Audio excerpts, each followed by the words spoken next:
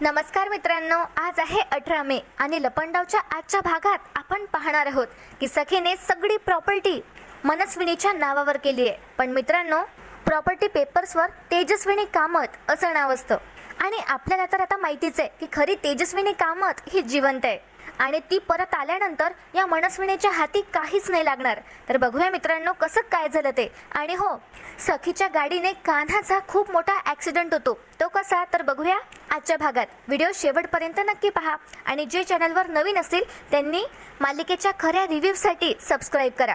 सुरू करूया आजच्या भागाला. तर मित्रांनो, आजचा भाग सुरू होतो. ही मनस्विनी सखीला म्हणत असते, काय ग, मला तर पटतच नाही हे मदर्स डे वगैरे, आणि कशाला हवा ना एक असा दिवस, आई कुठे काय करते. त्यावर आता सखी म्हणते, अगं आई. पुढे मनस्विनी म्हणते, अगं हो ग आई, तिच्या मुलांसाठी जे काही करते ते फक्त तिचं कर्तव्य असतं. त्यावर आता सखी म्हणते, नाही ग, असं नाही आहे आई, जे काही तिच्या मुलांसाठी करते ते फक्त तिचं कर्तव्य नसतं, तर त्यात तिचं प्रेम असतं. पुढे आता सखी सांगते, मला सुद्धा असं भरमसाठ लिस्ट करून सांगायची आहे की आई आपल्या बाळासाठी अमुक करते टमुक करते सगळं काही. हे तसं मला पटत नाही, पण मला हे सांग, युनिवर्समध्ये अशी कुठली गोष्ट आहे ग जे आई तिच्या मुलासाठी करत नाही. मनस्विनी आता गप्प असते. पुढे सखी म्हणते, जिथे वाट संपते ना तिथे आईच असते बोट धरायला. जिथे आतून तुटायला होतं तेव्हा तिथे आईच असते सांभाळायला. जेव्हा सगळीकडे अंधार असतो तिथे आई असते उजेड दाखवायला. सखी आता इमोशनल होते आणि तिच्यासोबत घरचे सुद्धा भारावून जातात. पुढे आता सखी म्हणते, जेव्हा असं वाटतं की आपल्या या जगात आपलं कोणीच नाही आहे, आपण एकटे पडलोय, तेव्हा तिथे आईच असते आपली विचारपूस करायला, आपलं मन जाणून घ्यायला. पुढे सखी म्हणते, माहिती नाही का, पण आपल्या समोर जेव्हा मोठ्यातलं मोठं संकट येतं तेव्हा आईचा चेहरा जरी दिसला ना की ते इतकं मोठं संकट सुद्धा एवढंसं वाटायला लागतं.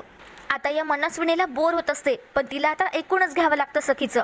पण सखी खरंच खूप छान बोलतीये. पुढे सखी म्हणते, जगातल्या मोठमोठ्या कवींनी आईची महती लिहिली आहे. मी त्यावर आता अजून पुढे काय बोलणार.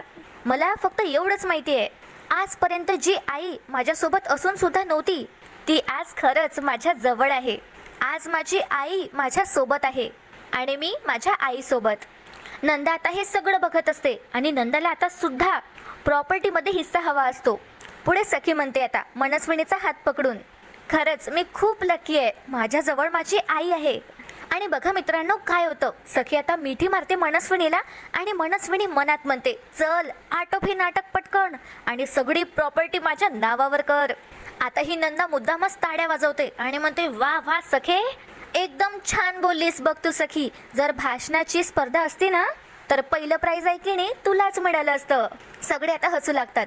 आता परशू सखीला विचारतो, मग सखी, आज मदर्स डेच्या नावाने निमित्ताने तू तुझ्या आईला काय गिफ्ट देणार आहेस.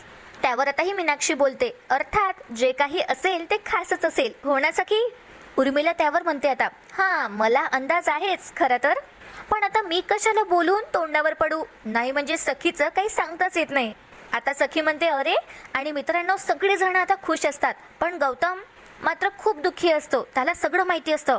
सखी आता सगळ्यांना म्हणते, मी मदर्स डेला आईला काय देणार आहे हे मी ऑलरेडी जाहीर केलंच आहे. आज मी हे सगळं कामत एम्पायर माझ्या आईच्या नावावर करणार आहे. पुढे आता सखी म्हणते, फक्त त्याआधी मला माझ्या आईचं औक्षण करायचंय. त्यानंतर सखी आता वेदूला औक्षणाचं तबक घेऊन यायला सांगते. आता ही मनस्विनी म्हणते सखीला, अगं काय गरज आहे या सगळ्याची, कशाला ना औक्षण वगैरे. तर आता हिला तर आतुरताच असते की कधी हिच्या नावावर सगळी प्रॉपर्टी होईल. पण आता सखी म्हणते, अगं आई, आज मदर्स डे आहे ना, करू दे ना मला. त्यानंतर सखी आता या मनस्विनीला सोफ्यावर बसवते आणि छानपैकी तिचं औक्षण करत असते. आणि बघा मित्रांनो, औक्षण करत असताना सखीला कान्हाची आठवण येते. कान्हानेच तिला चाडीत औक्षण कसं करायचं हे शिकवलं असतं, हे तिला सगळं आठवतं. सखी आता मध्येच थांबते. आता मनस्विनी थोडी घाबरते आणि ती सखीकडे बघते. आता मनस्विनी मनात विचार करू लागते, हिला काय झालंय, आज मला कुठलाही अडथळा नकोय. नंदा सुद्धा आता सखीकडे बघू लागते. त्यानंतर ही मनस्विनी आता सखीला आवाज देते आणि विचारते, सखी काय झालंय. सखी आता भानावर येते आणि म्हणते, सॉरी काही नाही झालंय. आणि त्यानंतर सखी आता या मनस्विनीचं स्वतःची सखी खरी आहे समजून तिचं औक्षण करत असते. सगळेजण आता पाहू लागतात, पण गौतम तिथून आता निघून जातो. सगळेजण आता गौतमकडे बघतात, पण ते तर जरा दुर्लक्षच करतात. त्यांना माहिती असतं की गौतमचा विरोधच आहे. तर इकडे आता गौतम देवघरात येतो. तो देवासमोर हात जोडून प्रार्थना करतो. गौतम आता देवाला म्हणतो, देवा खूप त्रास होतोय, हे सगळं खरं तर माझ्या वहिनीचं आहे, खऱ्या वहिनीचं. तिचाच हक्क आहे या सगळ्यावर. मग ही सरकार कसं काय हे सगळं हडपू शकते? हाच का तुझा न्याय? निदान तुझ्यावर विश्वास तरी कसा ठेवायचा?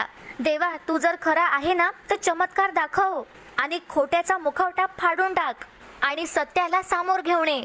आणि मित्रांनो, इथे आता सीन शिफ्ट होतो आणि तेजस्विनी आता पायावर स्वतःहून चालायला लागली आहे. फक्त तिला आता काठीचा आधार लागतो. खूप दिवस तेजस्विनी बेशुद्धच होती. आता काठीच्या आधाराने खरी तेजस्विनी हळूहळू चालत असते आणि त्यानंतर तिचं लक्ष जातं आरशाकडे. खरी तेजस्विनी स्वतःला आता आरशात बघते आणि हादरून जाते, कारण तेजस्विनीची अवस्था खूपच वाईट झाली असते. तिच्या चेहऱ्यावर आणि पूर्ण शरीरावर जखमा झाल्या असतात. आता खरी तेजस्विनी कशी वाचली देवच जाणे.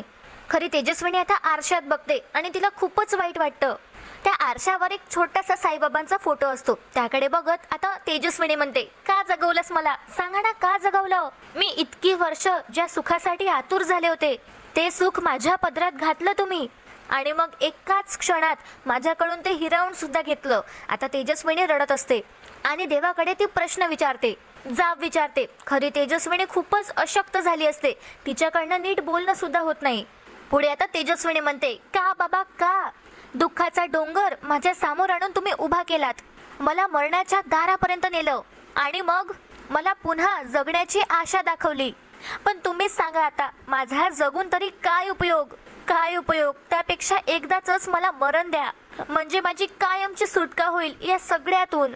मला मारून टाका बाबा, मला मारून टाका, असं म्हणत तेजस्विनी खूप रडत असते. आणि आपल्या मनाची व्यथा सांगता सांगताच आता मध्येच तेजस्विनीला चक्कर यायला लागते आणि तेजस्विनी खाली कोसळते आणि बेशुद्ध होते. तर मित्रांनो, इथे आता सीन शिफ्ट होतो. आता सखीने प्रॉपर्टी पेपर्स तिच्या हाती ठेवले असतात. सगळे तिने प्रॉपर्टी पेपर्स वगैरे बनवून घेतले असतात. आता तेजस्विनी बनून जी यांच्या घरात वावरतीये, म्हणजे ही जी मनस्विनी आहे, ती खूप आतुरतेने त्या प्रॉपर्टी पेपर्सकडे बघत असते. कधी एकदाचं सगळं तिच्या नावावर होईल याची ती वाट बघत असते. तिचं सगळं लक्ष प्रॉपर्टी पेपर्सकडे असते. आणि बघा मित्रांनो, काय होतं, गौतम सुद्धा आता हॉलमध्ये येतो. सखी आता चेक करते आणि म्हणते पेन आणायचा राहिला. तर आता गौतम सखीला पेन देतो आणि म्हणतो, सखी हे घे. सखी आता तो पेन घ्यायला जाते, पण गौतम तर तो पेन सोडतच नाही. त्याने पेन घट्ट पकडून ठेवला असतो. आता मनस्विनी हे सगळं बघते आणि सगळे जण हे आश्चर्याने बघत असतात. सखी आता मागे वळून बघते गौतमकडे आणि आता सगळ्यांना वाटत असतं की गौतम काहीतरी म्हणेल, बोलेल, काहीतरी करेल. तो मला सुद्धा असं वाटलं होतं, पण असं होत नाही. सखी गौतमला म्हणते, अरे काका पेन सोड ना. गौतम आता पेन सोडतो आणि या मनस्विनीच्या जीवात आता जीव येतो. त्यानंतर आता सखी या मनस्विनीला म्हणते, तेजस्विनी कामत, या कामत एम्पायरची राणी व्हायला तयार आहात ना? शेवटी जे तुमचं आहे ते तुमच्याकडेच येईल. तर ही मनस्विनी एक मोठीशी अशी स्माइल देते सखीला आणि सखीकडे बघते. सखी आता प्रत्येक पेपरवर सह्या करू लागते आणि हे नंदा सुद्धा खूपच खुश असते, कारण तिला सुद्धा आता हिस्सा मिळणार असतो प्रॉपर्टीमध्ये. आणि आता सगळं या मनस्विनीच्या नावावर होणार आहे. हे सगळं आठवून किती खस्ता खाल्ल्या त्या मनस्विनीने, हे सगळं ही मनस्विनी आठवते आणि मनस्विनीच्या डोळ्यातून आता पाणी पडतं. सगळं काही आता यशाला लागलंय, फळाला लागलंय आणि तिला फायनली आता यश मिळणार असं तिला वाटत असतं. तर इथे आता सीन शिफ्ट होतो आणि खऱ्या तेजस्विनीला ज्या बाईने वाचवलंय ती बाई तिथे येते आणि तिचं लक्ष जातं खऱ्या तेजस्विनीकडे. तिच्या हाती तिचं तान्हं बाळ सुद्धा असतं. आता या बाईला धक्काच बसतो आणि ही बाई म्हणते, ताई काय झालंय? तर मित्रांनो, इथे आता परत सीन शिफ्ट होतो. सखी आता मनस्विनीला आवाज देते, हाक मारत म्हणते, आई. मनस्विनी आता वर बघते तर सखीने सगळ्या पेपर्सवर सह्या केल्या असतात आणि तिची सगळी प्रॉपर्टी तिने या मनस्विनीच्या नावावर केली असते, तिची खरी आई समजून. त्यानंतर सखी ते प्रॉपर्टीचे सगळे पेपर्स या मनस्विनीच्या हाती ठेवते. नंदा तर खूपच खुश होते आणि इथे परत आता सीन शिफ्ट होतो. तेजस्विनीला काय झालंय हे पाहण्यासाठी ही बाई आता खाली बसते. तिच्या हाती तिचं बाळ सुद्धा असतं आणि या बाळाचा पायाचा स्पर्श तेजस्विनीच्या चेहऱ्यावर होतो. या बाईला आता काळजी वाटू लागते आणि ही बाई म्हणते आता, ताई काय झालंय? ताई उठा ना. तर आता खरी तेजस्विनी शुद्धीवर यायला लागते. इथे आता सीन शिफ्ट होतो आणि परत एकदा बाळाचा पायाचा स्पर्श होताच खऱ्या तेजस्विनीला आता जाग येते आणि ती इकडे तिकडे पाहू लागते. इथे आता सीन शिफ्ट होतो परत. सखी आता इशारा करत असते, ती खुणावत असते की आई हे घे ना प्रॉपर्टीचे पेपर्स. तर ही मनस्विनी ते प्रॉपर्टीचे पेपर्स तिच्या हाती घेते आणि सगळं चेक करते. ही मनस्विनी त्या पेपर्सकडे बघते आणि मनात म्हणते, आता सगळं माझ्या मनासारखं झालंय आणि सगळी प्रॉपर्टी माझ्या नावावर झाली. आता सगळं काही माझ्या हातात आहे. आता ही मनस्विनी जिंकली आणि ती तेजस्विनी हरली आहे. पण मित्रांनो, आता तेजस्विनीला परत एकदा शुद्ध येते आणि ती बाळाचं बोट पकडते आणि खऱ्या तेजस्विनीला आता एक आशा वाटू लागते, एक होप वाटत असते.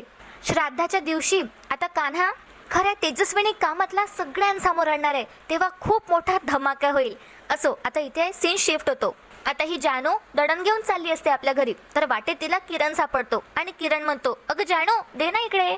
त्यावर आता ही जानू किरणला म्हणते, म्हणजे काय, तुलाच करायला पाहिजे काय रे, तुला काय वाटलं तू इथे असताना एवढा जड डबा मी घरी घेऊन जाणार आहे का काय रे. त्यावर आता किरण म्हणतो, नाही नाही नाही, असं कसं, म्हणजे मी असताना तुला डबा धरायची गरजच नाहीये ना, दे इकडे तो डबा. असं म्हणत किरण आता जानू जवळचा डबा घेतो आणि हे दळण ऑफकोर्स आता गरम असतं आणि किरणला चटकाच लागतो. किरण आता हे जानूला म्हणतो, आई गो किती गरम आहे, चटकाच लागला यार, आधीच तर इथे मरणाचं उकडतंय.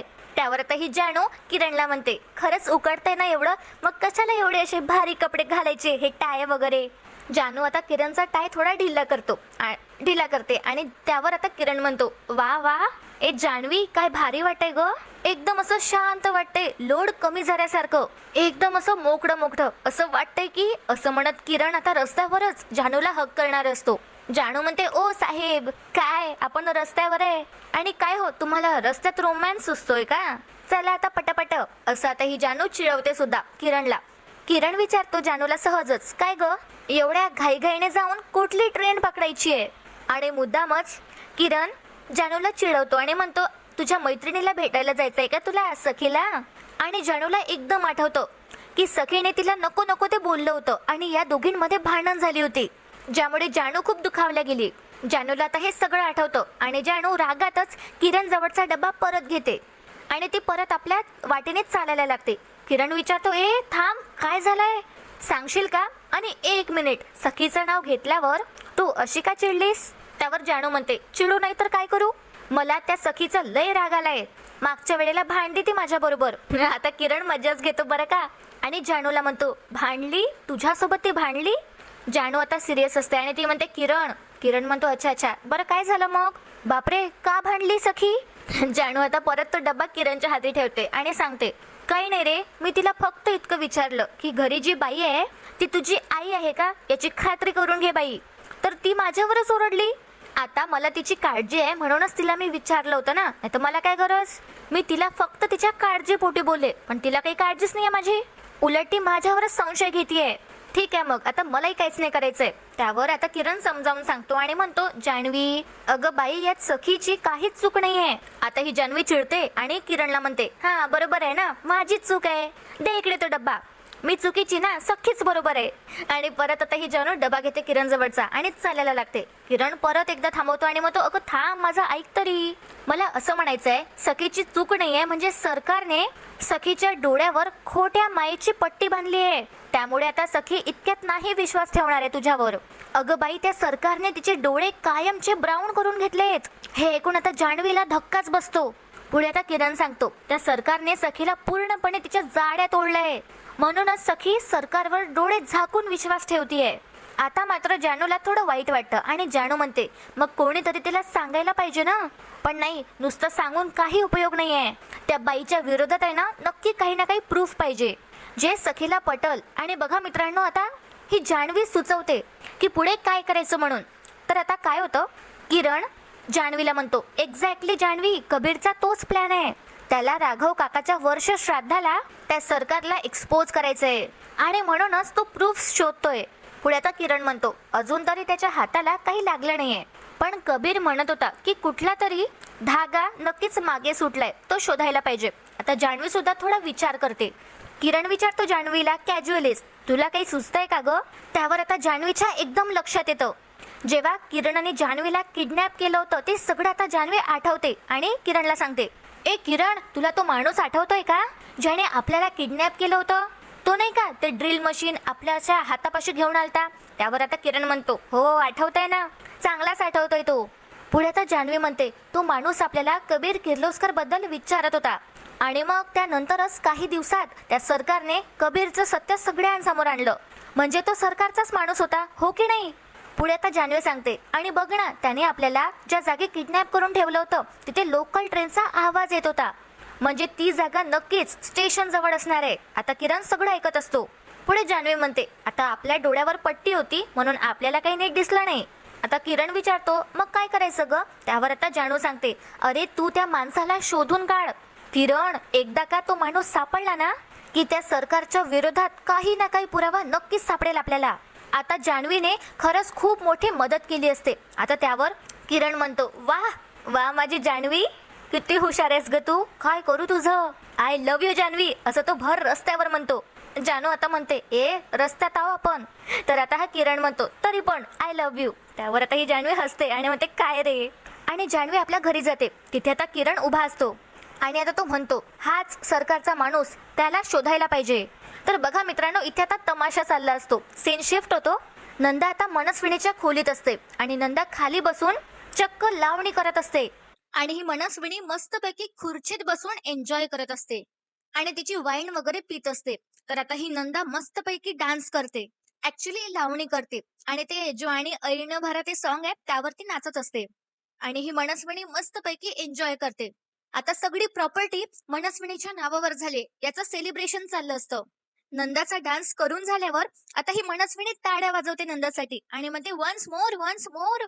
कमाल. काय ग, तुला घर सोडून इतकी वर्ष झालीत पण तुझी अदाकारी अदाकारी अजून जशीच्या तशीच आहे. वा, मला पिरतीच्या झुल्यात झुलवा, वा वा. त्यावर आता ही नंदा म्हणते, ते सगळं असं या रक्तातच यावं लागतं. जे असं रक्तातच येतं ना ते सहजासहजी जात नाही. त्यावर पुढ्यातही नंदा म्हणते मनस्विनीकडे बघत, ए बये, लय खुश दिसतेस ग. त्यावर आता ही मनस्विनी म्हणते, काय प्रश्न विचारलास ग, का खुश नसणार मी, ऑफकोर्स मी खुश आहे. या पेपर्सवर सखीच्या सह्या मिळवण्यासाठी मी माझ्या या जीवाचं रान केलंय आणि लांब 11-12 वर्ष प्रतीक्षा केली आहे. या पेपर्सवर सह्या मिळवण्यासाठी एक एक क्षण मी वेचून घेतलाय. असं समज की मी माझा श्वास रोखून ठेवला होता फक्त हा एक क्षण जगण्यासाठी.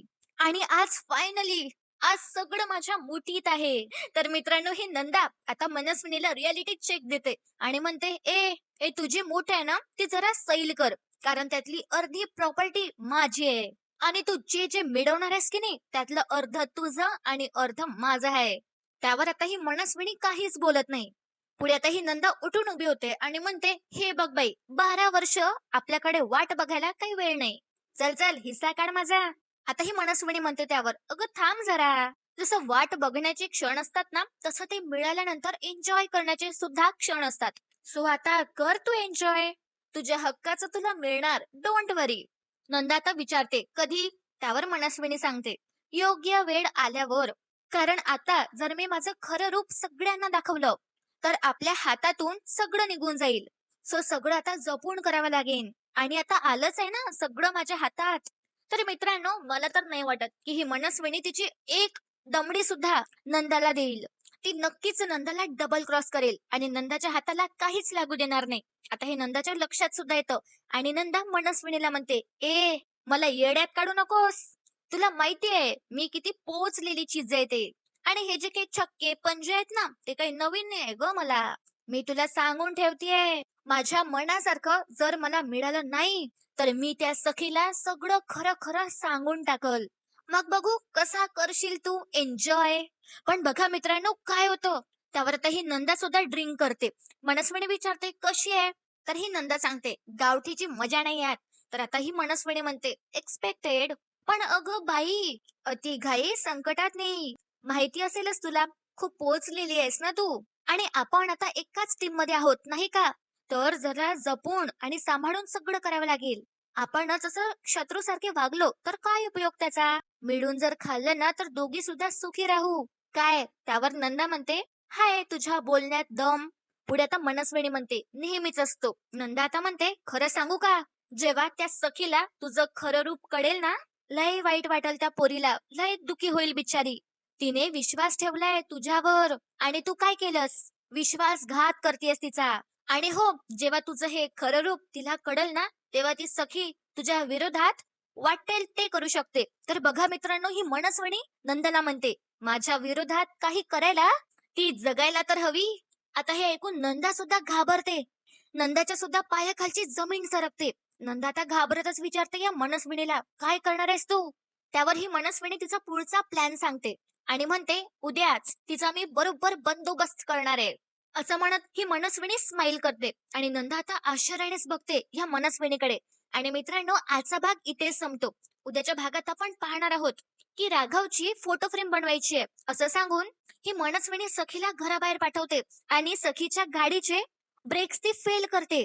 सखी आता घराबाहेर पडते. सखीची कार अनावर होते. सखीची गाडी ब्रेक फेल झाल्यामुळे आउट ऑफ कंट्रोल होते आणि मित्रांनो, सखीच्या गाडीचा ऍक्सिडेंट होतो आणि जो माणूस सखीच्या गाडी समोर आलाय तो दुसरा तिसरा कोणीही नसून कान्हा असतो. खूप रक्त वाहिलं असतं आणि कान्हाला खूप जखम झाली असते आणि सखीला धक्काच बसतो कान्हाचा चेहरा बघून. तर बघूया मित्रांनो, उद्याच्या भागात काय होणार आहे. आजचा भाग तुम्हाला कसा वाटला कमेंट करून मला नक्की कळवा. आपल्या व्हिडिओला लाईक करायला विसरू नका आणि चॅनलला अशाच लेटेस्ट अपडेटसाठी आणि खऱ्या रिव्ह्यूसाठी सबस्क्राईब करा. व्हिडिओ शेवटपर्यंत पाहण्यासाठी खूप खूप धन्यवाद.